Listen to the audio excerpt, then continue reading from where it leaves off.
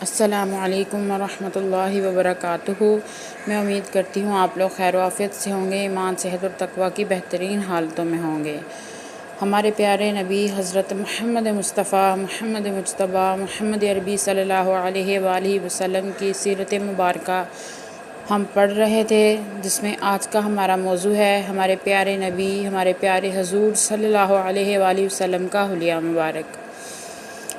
آپ حسن مجسم، بدر مفہم، روح دو عالم، عدل مکرم، نبی معظم، رسول محتشم صلی اللہ علیہ وآلہ وسلم کا قد مبارک درمیانہ تھا، لیکن محفل مبارک میں آپ صلی اللہ علیہ وآلہ وسلم سب سے بلند دکھائی دیتے تھے۔ سر مبارک اعتدال کے ساتھ بڑا تھا، بال کالے، چمکیلے اور گھنگریالے، جن میں گنتی کے چند سفید بال تھے اور بالوں سے بھی خوشبو آتی تھی۔ چہرہ انور بیضوی اور 14ویں رات کے چاند سے زیادہ خوبصورت اور نورانی تھا۔ رنگ مبارک سفید سرخی مائل تھا۔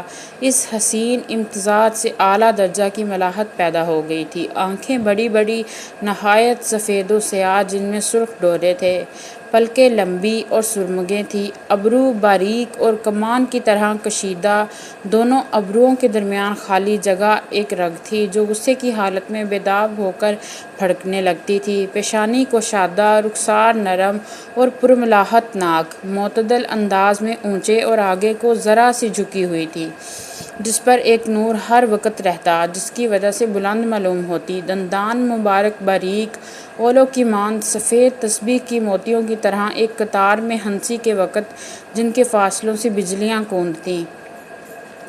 خوبصورت داڑھی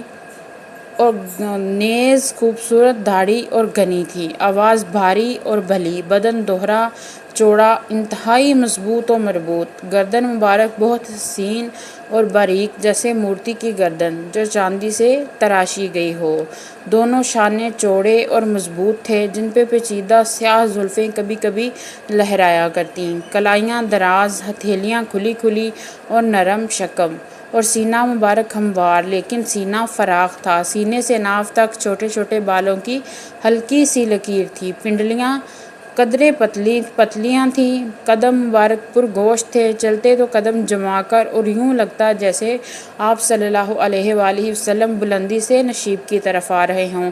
ہاتھ اور پاؤں کی انگلیاں لمبی تھیں۔ آپ صلی اللہ علیہ وآلہ وسلم کے جسم اطہر سے ہر وقت خوشبو آتی تھی۔ جسم اطہر پر مکھی نہیں بیٹھتی تھی، جوں نہیں کاٹتی تھی۔ بولتے تھے تو موتی پروتے، خاموش ہوتے تو ہیبت و وقار آپ صلی اللہ علیہ وآلہ وسلم کا پہرا دیتے۔ رفتار سے وقار دکھائی دیتا اور چہرے سے متانت ٹپکتی تھی۔ حسین پیشانی پہ کبھی کبھی پسینہ ایسے چمکتا جیسے ہلکی ہلکی بدلیوں میں 14ویں کا چاند چمکتا ہے۔ آپ صلی اللہ علیہ وآلہ وسلم کے دونوں کندھوں کے درمیان کبوتری کے انڈے جیسی مہر ختم نبوت تھی، اور آپ صلی اللہ علیہ وآلہ وسلم خاتم النبیین تھے۔ فتبارک اللہ احسن الخالقین۔